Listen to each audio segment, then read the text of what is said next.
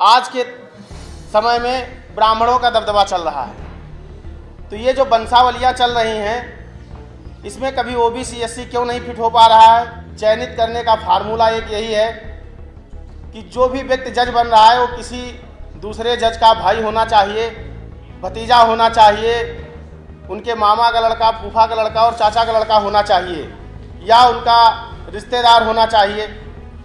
ये ही एक योग्यता बची है उच्च न्यायपालिका में जाने की।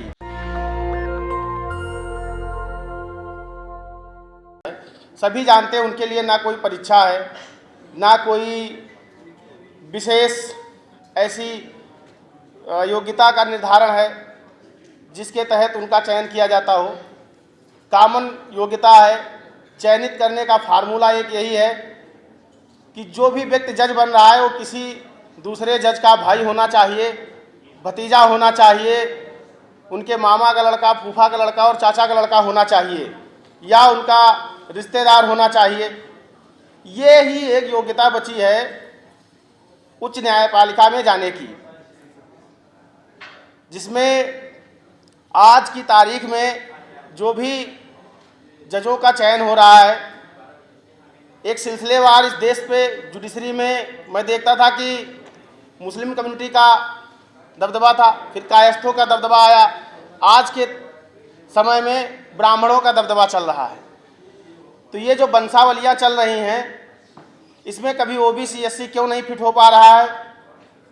इसके लिए हम चाहेंगे कि माननीय न्यायमूर्तिगण बैठे हैं वही प्रकाश डालें। लेकिन जो ये व्यवस्था है, कॉलेजियम व्यवस्था, इसके लिए हम सभी अधिवक्ताओं को एकजुट होकर के इस देश की न्यायपालिका के खिलाफ एक आंदोलन खड़ा करना होगा, बिना इस डर के कि ये कोर्ट ऑफ कंटेम्प्ट होगा, इसमें हमें सज़ा होगी। सज़ा एक को होगी, दो को होगी, सबको सज़ा नहीं होगी। साथियों, जब तक न्यायपालिका में हमारी हिस्सेदारी सुनिश्चित नहीं होगी, हमें न्याय मिलने की जो उम्मीद है वो एकदम बेईमानी है। इसलिए सबसे पहले हमारा वहाँ प्रतिनिधित्व हो, फिर हम उसकी उम्मीद करें कि हमें वहाँ न्याय मिलेगा। बहुत बहुत धन्यवाद। मैंने काम भी किया और दद्दू प्रसाद जी के नेतृत्व में ही जाति जनगणना हुई थी, जिसमें हम लोगों ने भाग लिया था। दुर्भाग्य से उसके आंकड़े जो है नहीं आए। ये जो लड़ाई है जिसका अभी हमारे पूर्व वक्ताओं ने जो है यहाँ पर रखा, वास्तव में ये नया युद्ध नहीं है। ये कुलीन तंत्र जो है शुरू से जनगणना को रोकता रहा है। और आज जो स्थिति है आरक्षण की, अरुण शौरी की किताब पढ़ लीजिए या किसी की, जिस तरीके से उनकी सोच है जो है, मैं यहाँ एक आंकड़ा आपके सामने रखूँगा कि 1980 में जब माननीय मंडल कमीशन की रिपोर्ट रखी गई थी, तो उस समय ओबीसी का जो सी क्लास है उसको वो 24% जो है सरकारी नौकरियों में था, और आज 2022 में जो है वो 22% पर आ गया है। ये किस तरीके से, अगर हम 1980 में 24% थे सी श्रेणी के हमारे कर्मचारी, तो वो किस तरीके से जो है 22% कैसे हो गए, जो है ये एक सोचने की बात है। मैंने उत्तर प्रदेश सरकार से जो है, चूँकि ओबीसी के लगातार जो है हाई मेरिट जा रही थी और लोग कम आ रहे थे, बस 1 मिनट के अंदर मैं अपनी बात रख रहा हूँ, तो आरटीआई मैंने किया कि ये क्या कारण है कि पीसीएस में हमारे लोग नहीं आ रहे हैं, परिवहन विभाग में हमारे लोग नहीं आ रहे थे। तो वहाँ से जो जवाब आया, वो जवाब ये आया कि हम 1 और 8 के अनुपात में जो है लोगों को इंटरव्यू के लिए और पहले बुलाते हैं, तो यही से वो हमारी पहचान कर लेते हैं कि कौन जो है ओबीसी है और कौन एससी है। और उस तरीके से ही साक्षात्कार में जो है वो हमको एक तो पहले ही रोक दे रहे हैं, 1 और 8 का जो अनुपात उन्होंने बना दिया, तो हमको वहीं पर रोक दे रहे हैं। हम जो ऑन मेरिट कंसेप्ट है वहाँ तक जा ही नहीं पा रहे हैं।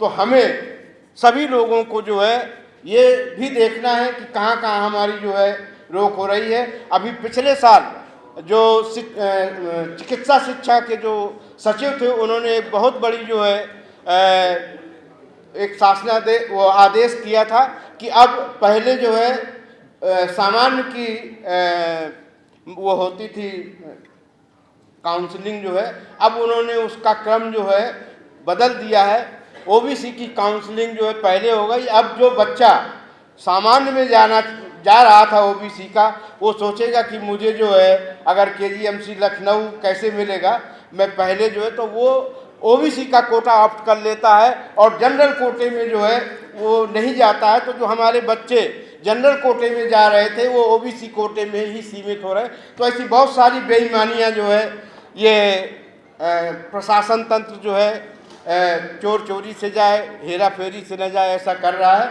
तो मैं अपनी बात को यहीं पर, इन बातों को भी जो है हमको ध्यान में रखना है। Good morning, everybody. After a long struggle, we got reservations in NEET, MBBS and PG admissions in 2021. However, the government implemented the reservation in faulty manner. All the states in India have sponsored 8,040 MBBS seats to the national pool. Out of these 8,040 seats, we have 2,169 seats for OBCs. But according to rules of reservations, all these 2,169 seats should be filled after completion of OBC open competition. But they have given, after completion of open competition, only 6 seats out of 2,169 seats. They have given only 6 seats. The remaining 2,163 students of OBCs are got better than open competition last rank. They should be given in open competition, but they are considered them as OBCs. That's why we have lost nearly 2,000 medical seats in last academic year. It is happening in post-graduation also. But similar thing happened in Andhra Pradesh also. We have won the case in Supreme Court under the able guidance of Justice Iswaraya Garu. We have won the Supreme Court. In Andhra Pradesh, they are implementing in a proper way. But we are losing in all India quota. Now we have to take the issue to the Parliament, and if necessary, we have to fight legally in Supreme Court also. So it is very big problem. It is not only problem of OBCs, it is a problem of SC and STs also. Those who are getting seats in open competition, they are showing in reservations. So we are losing number of thousands of seats in MBBS and post-graduation in IIT also. So we have to fight for that. I am asking all, please give your support to fight against this injustice. Thank you very much.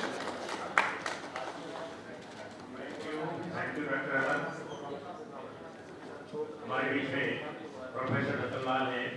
National Dastak की आपसे गुजारिश है कि अगर इसको बचाना चाहते हैं तो नेशनल दस्तक को सब्सक्राइब करने के लिए रेड कलर के सब्सक्राइब बटन को दबाएं, फिर बेल आइकन की घंटी दबाएं। नेशनल दस्तक को बचाने के लिए बहुत ज़रूरी है कि हर खबर को शेयर करें, लाइक करें, कमेंट जरूर करें।